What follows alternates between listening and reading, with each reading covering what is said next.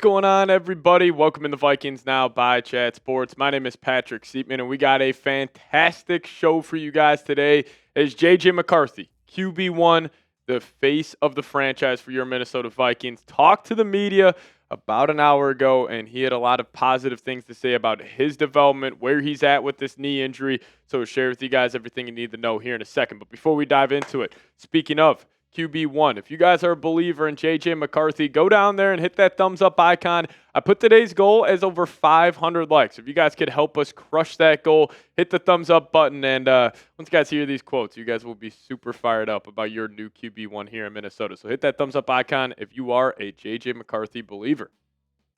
So the first question JJ McCarthy was asked is if he's ready to start next season. How's the knee feeling? How are you feeling mentally? And his answer was fantastic. This is what McCarthy had to say, saying, I know I'm ready to start because of all the work I've put in and just the confidence in my skills and abilities.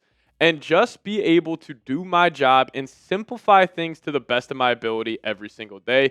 Take it one day at a time. I have a tremendous coaching staff and a great group of guys around me that I can lean on. And, maybe it was just the demeanor, how JJ was kind of talking during this, but you could feel the confidence. I'll tell you what, just watching that press conference, watching the way you answer that question, I'm ready to run through a wall for this guy.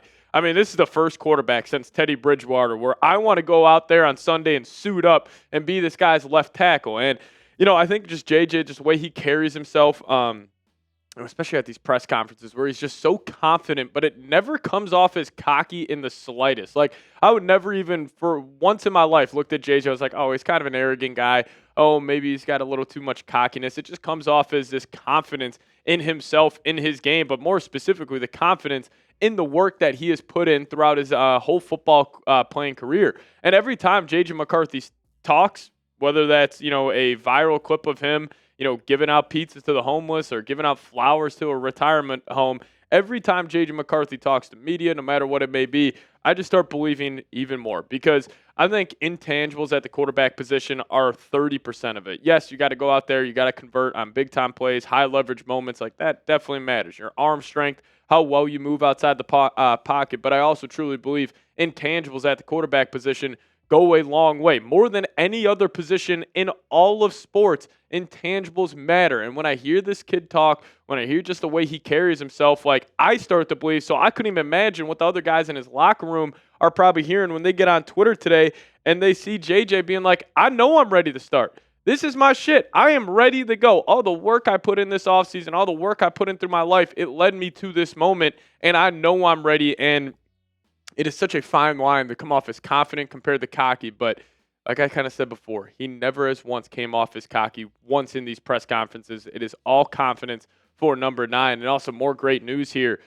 He also said he feels 110%, but also he's back up to 215 pounds. He had that football neck rocking in his press conference. Now, obviously, we know the viral image of him on the sidelines at the Lions game where he was about 185 pounds. He actually said today he was probably weighing in at about 188, 189 pounds, but now he's back up to 215 where he was at the scouting combine, so that's great news. And then him just feeling 110%, I love it. But also, there was an interesting quote he had because we all know JJ's got a lot of pressure on him this season. Vikings just won 14 games.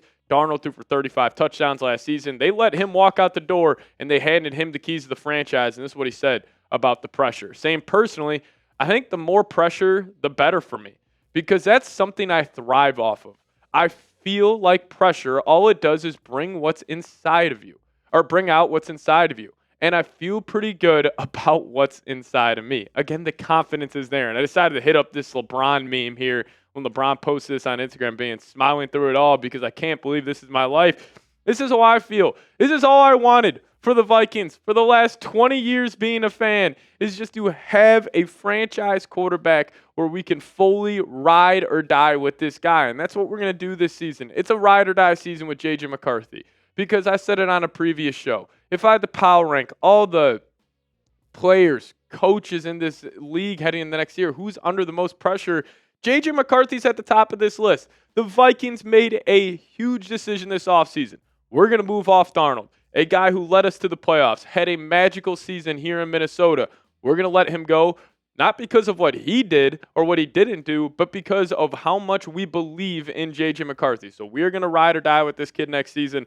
I'm super confident in him, and just the way he talks, just, you can feel it from him. Like, it's not fake. Like, everything he's talking about, like, this is truly what he believes. He is his true, authentic self, and I think it really does go a long way at the quarterback position. But, JJ last season had that torn meniscus, and I'm not even going to say those words about him getting what next season. But if you want J.J. McCarthy to stay healthy next season, type those 9s down below. Type his jersey number.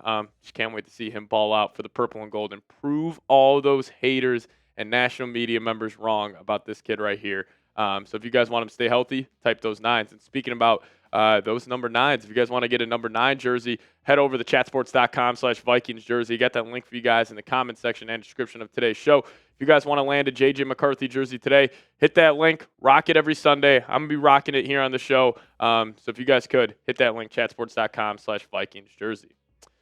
Now, I'll fly through some photos of J.J. McCarthy actually working out here in a second. But first, we got a new report from Peter Schrager, and he pretty much said the Vikings, like specifically their brass, their front office, is incredibly fired up about their haul they had in the 2025 NFL Draft. This is what Peter Schrager had to say.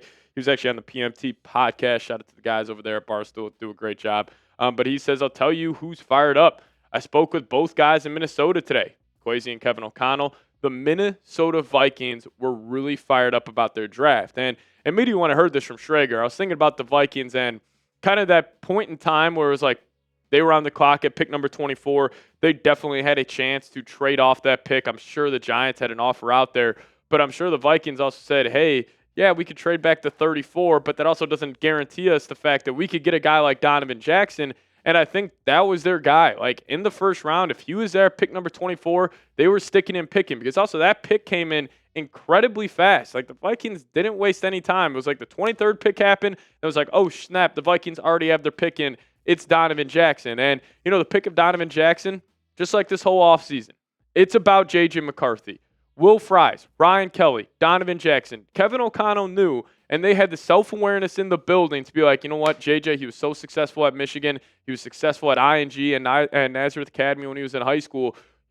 Why was he successful? Is because he had that great run game. He was able to go off play action, and I think they're going to make this whole offseason, and they already have, about him and making his life easier on any given Sunday, because it's not always who has the best quarterback every Sunday. It's which quarterback's job is easier, which quarterback is more comfortable that Sunday. And with the way the Vikings are loading up the defensive line to make other teams' quarterbacks uncomfortable, and loading up their offensive line to make J.J. McCarthy more comfortable, this whole offseason is about him. And he was actually throwing today.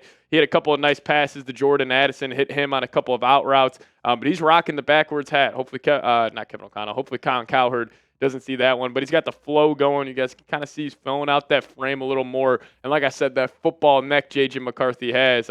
He's putting on some weight, but he looks good, man. He was moving around really well.